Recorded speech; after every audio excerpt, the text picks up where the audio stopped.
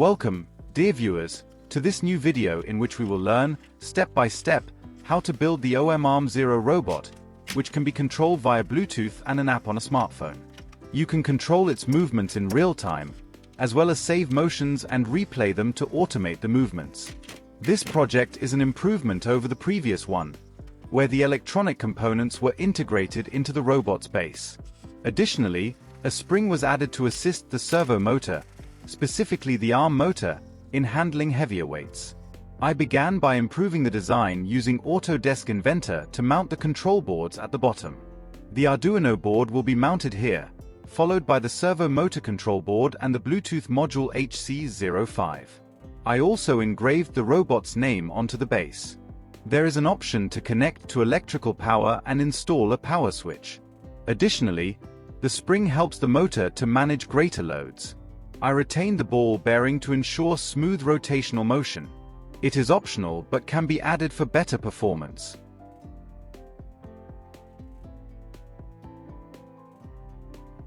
In this video, I will demonstrate how to assemble the robot.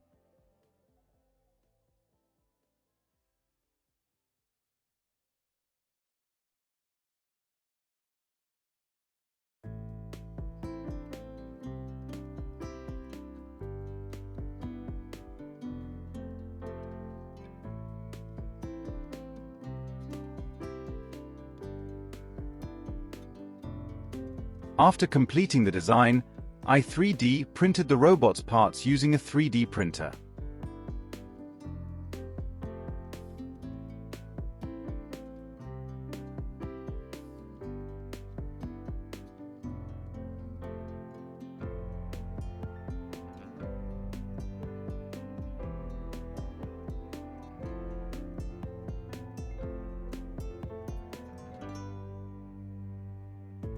Once the parts were printed, I assembled the robot mechanically.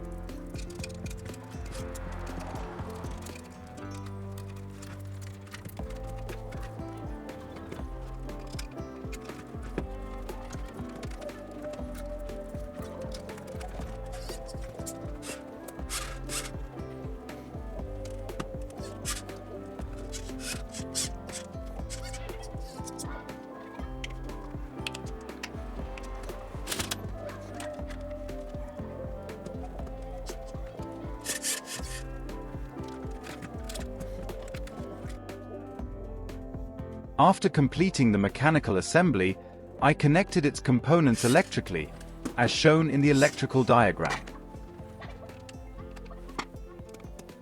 Next, I connected the robot to a 6-volt power source. I also linked it to a computer to upload the program. Following this, I downloaded the program from GitHub.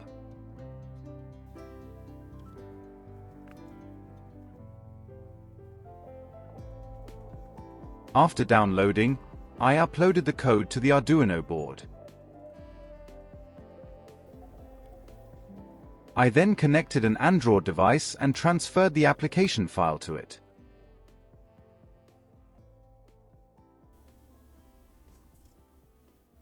Subsequently, I installed the app on the Android device. I accessed the settings and enabled Bluetooth connectivity. Then, I turned on Bluetooth and paired the device with the Bluetooth module HC05. Afterward, I opened the app, selected the Bluetooth module HC05, and successfully activated the robot. Once the robot was activated and connected via Bluetooth, I tested its movements to ensure the program and app were functioning correctly.